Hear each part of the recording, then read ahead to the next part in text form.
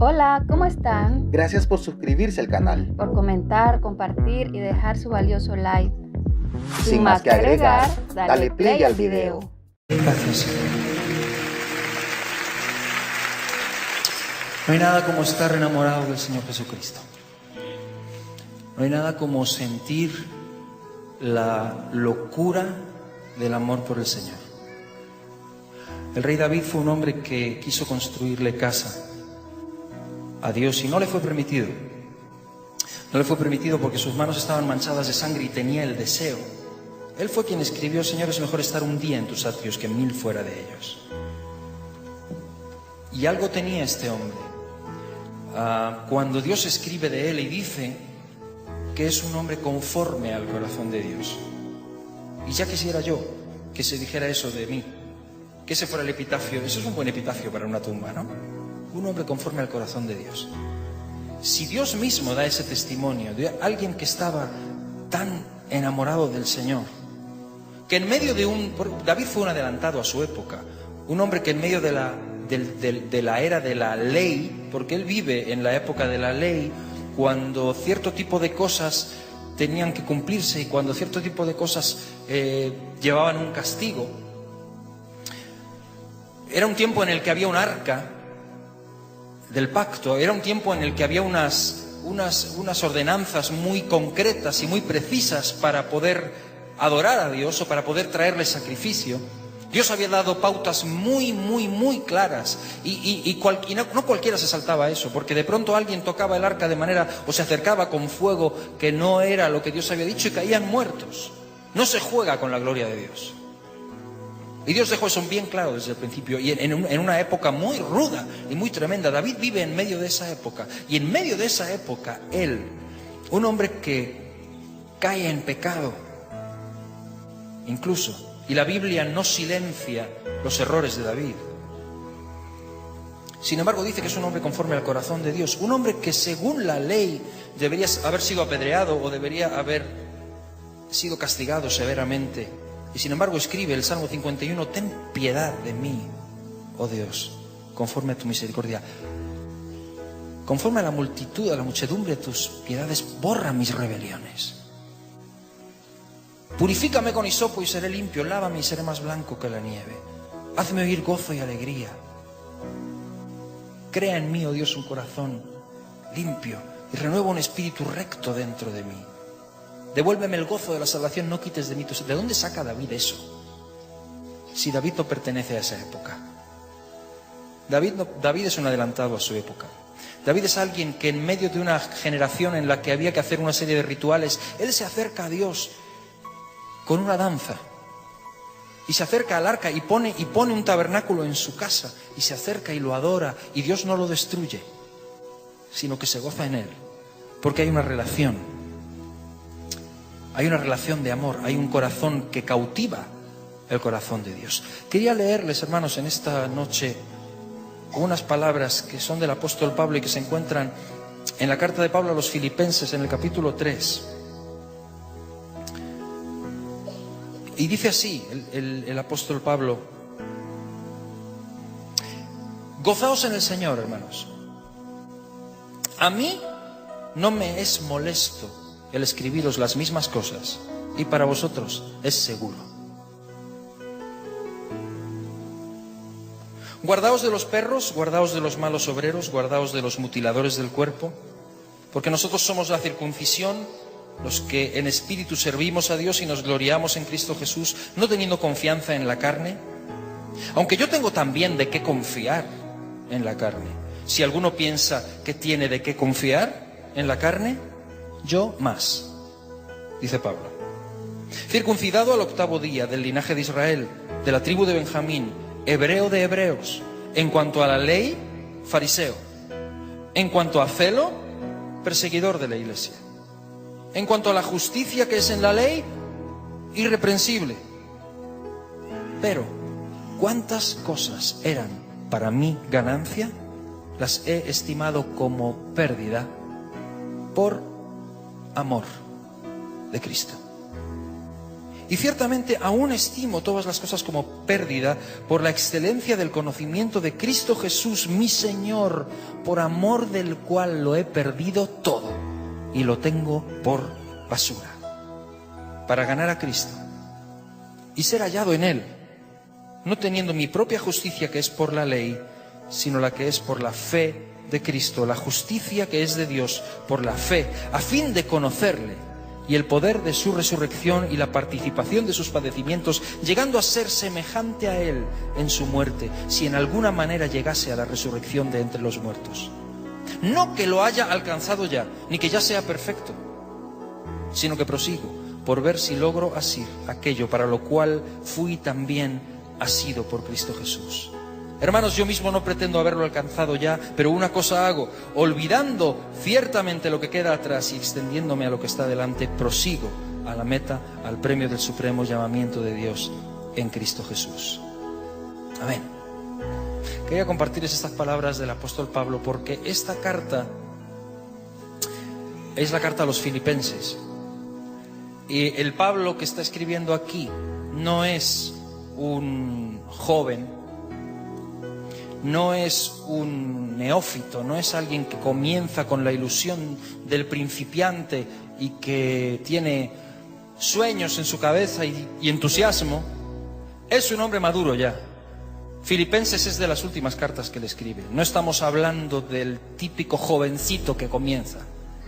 Estamos hablando de alguien que ya tiene, como dijo en Gálatas, en una de sus primeras cartas, las marcas de Cristo en su cuerpo. Estamos hablando de un hombre que algunos lo citan como el paradigma de victoria sobre victoria y de grandes logros y de grandes tremendos triunfos. Sin embargo, cuando yo leo la historia de Pablo y leo sus cartas, da la sensación de que anduvo más veces con el agua al cuello que caminando sobre el agua. Lea 2 Corintios capítulo 11 y mire lo que dice de los padecimientos de un apóstol. Peligros en caminos, peligros en el río, peligros en la ciudad, corriendo, huyendo de unos y de otros, de los de dentro, de los de fuera, de los falsos hermanos, de los judíos. De los judíos en 3 ocasiones he recibido 40 azotes menos 1, dice. Fui apedreado 2 veces. ¿Sabe lo que es ser apedreado? No son 4 niños disparando así con tirachinas, así. No, es una lapidación y no es algo que se sobrevive fácilmente. Pregúnteselo a Lázaro, pregúnteselo a Esteban. No se sale fácil de ahí. Y sin embargo, este hombre, y en una ocasión en la que mi opinión personal es que Dios lo levantó, porque imagínense, eso no se sobrevivía, eso se hacía una zanja en el suelo y salía toda la gente con las piedras y las dejaban caer sobre el cuerpo, lo reventaban literalmente, al final solo quedaba una pila de piedras así y un hilito de sangre que salía. Eso no se sobrevive. En una ocasión, yo personalmente creo que Dios lo levantó de los muertos, imagínense, eso es mi opinión, pero dice que lo apedrearon y lo dejaron ya porque ya... Y se fueron. Y dice que rodeándole los discípulos se levantó. Y dijo, ok, ¿por dónde íbamos? Seguimos. Ese es Pablo. Y entonces escribe aquí al final de su vida. Y cuando uno lee aquí en Filipenses, da la sensación de que está con una Coca-Cola sentado ahí atrás en algún despacho, en alguna oficina con aire acondicionado y diciéndole al escribe, regocíjense en el Señor. Otra vez les digo, regocíjense. Está en una cárcel fría y húmeda con los pies en el cepo, ¿ok? Cuando escribe eso. Cuando escribe esto a los filipenses, está encarcelado. Y dice, si alguno cree que tiene suficientes argumentos como para enorgullecerse, yo más. Y empieza a dar todo su currículum. Circuncidado, judío de judíos, de la tribu de Benjamín, en cuanto a celo, perseguidor de la iglesia, en cuanto a la ley, irreprensible, en cuanto a las tradiciones, fariseo, judío de judíos, hebreo de hebreos. Señores, si alguno piensa que tiene más títulos que yo, que se levante, yo tengo más. Pero cuantas cosas eran para mi ganancia las he estimado como pérdida por amor a mi Señor Jesucristo, por amor del cual lo he perdido todo y lo tengo por basura, a fin de conocerle. Pablo tiene más currículum que cualquiera de nosotros. Pablo tiene un pedigrí increíble. Si Pablo tuviese una oficina, tendría títulos colgados por todos lados. Y sin embargo a todo eso lo llama basura. A veces tengo la sensación de que muchos de nosotros andamos hurgando en la basura, procurando sacar a ver qué encontramos en lo que Pablo decía que era un desecho. Y lo decía por amor a mi Señor Jesucristo. Y lo que yo siento, mis hermanos, y compartir con ustedes en esta noche es esto: todo lo que no nazca de un corazón absolutamente apasionado por Jesucristo, no sirve. Pablo es un hombre que dice ¿saben? Hace unas semanas solamente me pidieron que diera una conferencia en Sevilla, en España, acerca de la Reforma, porque el 31 de octubre es el día de la Reforma. Muchos celebran Halloween. Nosotros celebrábamos el día de la Reforma, cuando Lutero clavó las 95 tesis en la Universidad de Wittenberg. Y estuvimos recordándole, me pidieron que hablase acerca de ese tema. Hablé acerca de este hombre y recordamos algunas de las cosas y de cómo lo que él defendió, lo que Lutero defendía, es lo mismo que defendía Pablo. Sola Escritura, sola gracia, sola fe. El justo vivirá por la fe. Lo que él defendía, lo que Lutero hace y se enreda en una cosa innecesaria, porque muchos de sus propios amigos le dicen: déjalo, no sigas, te estás jugando la vida y sirves de poco muerto, servirás más vivo. No lo lleves al extremo, cállate, quita eso de ahí. Y él dice: no puedo.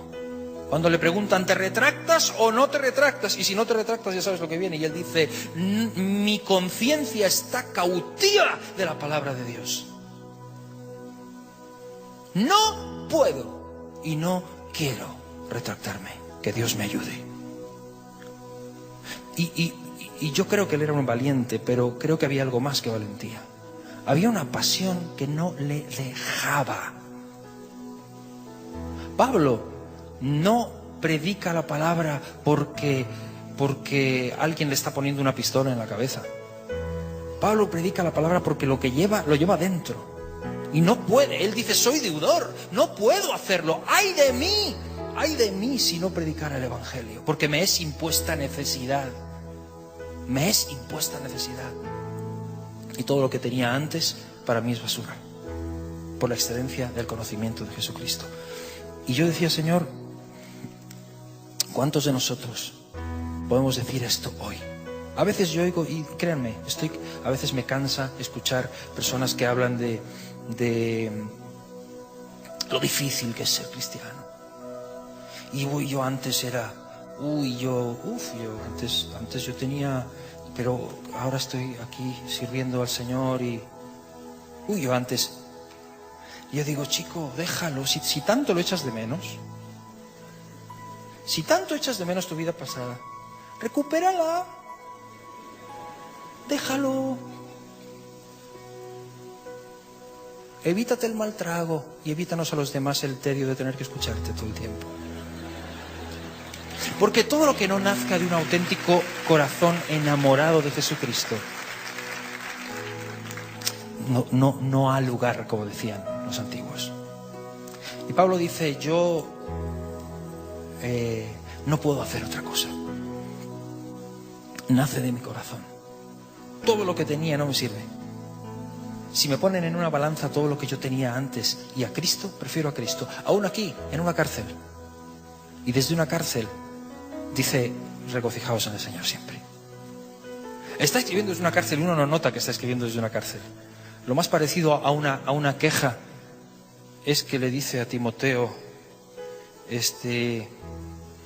tráeme el capote porque hace un poco de frío aquí abajo. Y si tienes tiempo, hombre, si puedes, ven a verme.